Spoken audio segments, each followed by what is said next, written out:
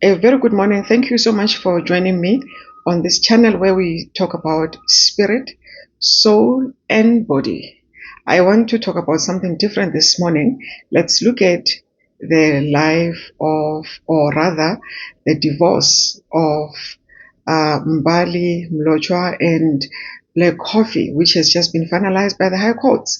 It has been long outstanding in the court, this issue, primarily because there was a dispute as to whether a marriage was in community of property or out of community of property.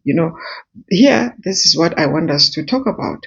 We see the word of God in action because customary marriage is from the word of God. I just want to read out to you here what is the definition of customary marriage according to the laws of South Africa. A customary marriage is a union between a man and or more women, which is concluded in terms of African customary law.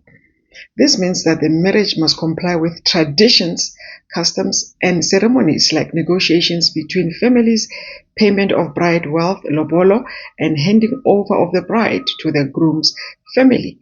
Although customary marriages are between individuals, the clan is heavily involved.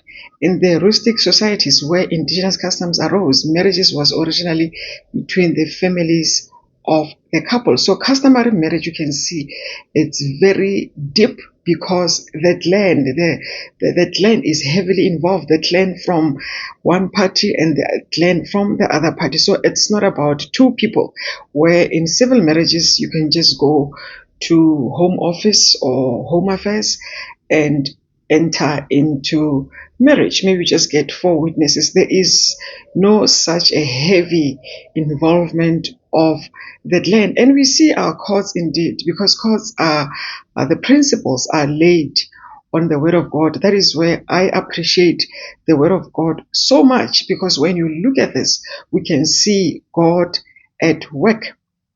It's not about how much somebody has, how much somebody wants to benefit from the other party. It's about principle, and the principle is the word of God. Heavy involvement of the clan. I remember a Jewish man many years ago, we were talking about one issue, and he said to me, and this stuck with me, and it still stuck with me even now. He said, "You African people, one of the things that you don't understand is your traditions and customs are solid more than the civil actions, or rather, depending on the courts, on the law, your customs and your traditions. Because I believe customs and traditions that are aligned with the word of God will always stand the test of time." Thank you for watching my video. Please like and share.